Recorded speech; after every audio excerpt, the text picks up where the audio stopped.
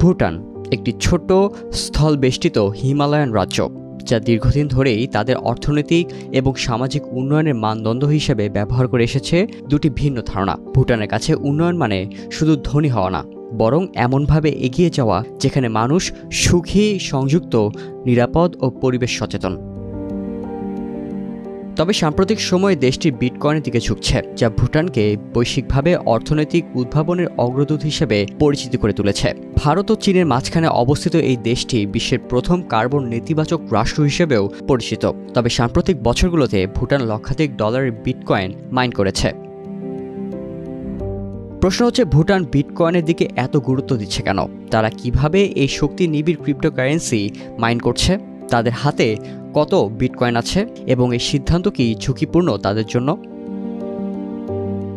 Bitcoin এক ধরনের digital মুদ্রা, যার বেচাকেনার লেনদেন একটি ব্লকচেইন নামক শেয়ার করা লেজারে নথিভুক্ত হয়। বিটকয়েনের একটি নির্দিষ্ট সীমা রয়েছে, সর্বোচ্চ 21 মিলিয়ন কয়েন ব্লকচেইনে থাকতে পারবে। এর বেশিরভাগ ইতোমধ্যেই মাইন করা হয়েছে, অবশিষ্ট আছে প্রায় 10 লাখ কয়েন। এটি এমন একটি প্রক্রিয়া যার মাধ্যমে নতুন বিটকয়েন অফিসিয়ালি ব্লকচেইনে যুক্ত হয়। এর জন্য সুপার কম্পিউটার দিয়ে একটি জটিল পাজল সমাধান করতে হয়, যেটা করতে প্রচুর বিদ্যুৎ প্রয়োজন পড়ে। সফল হলে সিস্টেম একটি বিটকয়েন যোগ করে। ভুটানের জলবিদ্যুৎ প্ল্যান্টগুলো এই সুপার কম্পিউটারগুলোকে শক্তি সরবরাহ করে। ভুটানের প্রধানমন্ত্রী তেসারিং তোপকে বলেন, এটি একেবারে সাধারণ কৌশলগত সিদ্ধান্ত। অনেকে এটা করে বিলিয়ন ডলার আয় করেছে এবং আমি মনে করি সরকারগুলোর এটি করা উচিত। তিনি ব্যাখ্যা করেন, গ্রীষ্মকালে জলপ্রবাহ বেশি থাকে, ফলে হাইড্রো পাওয়ার প্ল্যান্টগুলো অতিরিক্ত বিদ্যুৎ উৎপন্ন করে, যেটা কাজে লাগানো হয় বিটকয়েন মাইনিংয়ে। 8 লাখ জনসংখ্যার এই দেশটি একাধিক চ্যালেঞ্জের মুখোমুখি। সমুদ্রপথ না থাকায় এবং আকারে সুইজারল্যান্ডের প্রায় সমান হলেও ভুটানের বেশিরভাগ অংশ পাহাড়ি, যা কৃষিকাজের জন্য উপযোগী নয়। তারা অধিকাংশ খাদ্য ভারত থেকে আমদানি করে। ভুটানের পর্যটন খাত জিডিপি এর 10%-এরও বেশি অবদান রাখে। 2023 সালে এটি থেকে আয় হয়েছে $334 মিলিয়ন, অথচ একই বছরে দেশের মোট জিডিপি ছিল মাত্র $3.02 বিলিয়ন। তবে কোভিড-19-এর পর দেশটি আগের মতো পর্যটক টানতে পারছে না। ভুটান উচ্চমূল্য কম পর্যটক নীতি অনুসরণ করে। বিদেশি পর্যটকদের থেকে তারা $100 করে টেকসই উন্নয়ন ফি নিয়ে থাকে। ভারতীয়দের জন্য এই ফি মাত্র $15। দেশটির প্রধানমন্ত্রী জানান, তাদের সক্ষমতা আছে বছরে 3 লাখ পর্যটন নিতে, কিন্তু গত বছরে এসেছেন মাত্র 1,50,000। বিশ্বব্যাংকের তথ্য অনুযায়ী 2024 সালে ভুটানে যুব বেকারত্বের হার 19%। তুলনামূলকভাবে 2023 সালে বৈশ্বিক গড় ছিল 13.6%।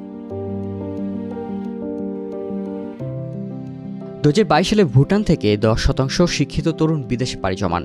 এর মধ্যে অনেকেই চলে যান অস্ট্রেলিয়ায়। 2016 থেকে 2021-এর মধ্যে দেশটিতে ভুটানিজ অভিবাসীর সংখ্যা দ্বিগুণ হয়েছে। প্রধানমন্ত্রী তেসারিং তোপকে বলেন, ভুটানের চাকরি আছে, কিন্তু বেতন বিদেশি উন্নত দেশগুলোর তুলনায় কম। এই ব্রেন ড্রেন দেশের প্রশাসনিক খাতে বড় প্রভাব ফেলছে। 2019 থেকে 2023-এর মধ্যে অসংখ্য সরকারি কর্মকর্তারা চাকরি ছেড়েছেন। এই প্রেক্ষাপটে 2023 সালে সরকার $100 মিলিয়ন ক্রিপ্টোকারেন্সি বিক্রি করে সরকারি কর্মচারীদের বেতন দ্বিগুণ করে। এর ফলে 2024 সালের প্রথম প্রান্তিকে চাকরি ছেড়েছেন 500 জন, যেখানে আগের বছর একই সময় ছেড়েছিলেন 1900 জন। সরকার আনুষ্ঠানিকভাবে ঘোষণা করেনি, তবে ব্লকচেইন বিশ্লেষণকারী প্রতিষ্ঠান আরখাম জানায় 9 এপ্রিল পর্যন্ত ভুটানের বিটকয়েনের হোল্ডিংসের মূল্য $600 মিলিয়ন বেশি, যা দেশের জিডিপির 30%। ভুটান কিছু ইথেরিয়াম এবং লিঙ্ক এআইও ধারণ করে, তবে তুলনামূলকভাবে বিটকয়েনের পরিমাণ অনেক বেশি। ভুটানের রাজা জিগমে খেসার নামগেল ওয়াংচুক 2019 সালে ভাষণে বলেন, একটি ছোট দেশ হওয়া মানে আমাদের স্মার্ট হতে হয়। এটা কোনো পছন্দের নয়, বরং প্রয়োজন। প্রযুক্তিই আমাদের লক্ষ্য অর্জনে অপরিহার্য হাতিয়ার। বিশ্লেষকরা বলছেন, বিটকয়েন মাইনিং এমন একটি ক্ষেত্র যা ভুটানকে তাদের পরিবেশ বান্ধব আদর্শ বজায় রেখেই অর্থনীতি বাড়াতে সাহায্য করে। অবজারভার রিসার্চ ফাউন্ডেশনের অ্যাসোসিয়েট ফেলো আদিত্য গৌদারা শিবামূর্তি বলেন, ভুটানে বেসরকারি বিনিয়োগ খুবই সীমিত, কারণ সংবিধান অনুযায়ী 60% বন সংরক্ষণের শর্ত এবং পরিবেশ সচেতন নীতির কারণে শিল্পায়নে বাধা রয়েছে। প্রধানমন্ত্রী তোবগে নিজেও বলেন, আমরা বিদেশি বিনিয়োগ এবং পরিবেশ বিনষ্টকারী শিল্পগুলোর বিষয়ে খুবই সতর্ক। তবে ভুটানের কাছে একটি বড় প্রাকৃতিক সম্পদ পরিবেশ ও জলবিদ্যুৎ। দেশটির রাজধানী থিম্পু সহ বিভিন্ন অঞ্চলে ঠান্ডা আবহাওয়া বিদ্যমান, ফলে সুপার কম্পিউটার ঠান্ডা রাখতে অতিরিক্ত কুলিং দরকার হয় না। বিশ্বব্যাংকের তথ্য অনুসারে ভুটানের গড় তাপমাত্রা 15 থেকে 30 degree Celsius. Druk holdings and ইনভেস্টমেন্টসের সিইও উজ্জ্বল দীপ দাহাল বলেন, ভুটানে আমাদের যা সবুজ শক্তি আছে তা দিয়ে বিটকয়েন মাইন করার এক সুবর্ণ সুযোগ। ভুটান হাইড্রো ইলেকট্রিসিটি ভারতেও রপ্তানি করে, কিন্তু সব প্রকল্পের দাম ভালো না পেলে সেই বিদ্যুৎ বিটকয়েন মাইনিংয়ে ব্যবহার করে। ভুটান একটি ব্যতিক্রমী পথ বেছে নিয়েছে। সুখ ও পরিবেশ সংরক্ষণ এবং প্রযুক্তিগত অগ্রগতিকে একসাথে রেখেই তারা বিটকয়েনের মাধ্যমে অর্থনৈতিক উন্নয়নের চেষ্টা করছে।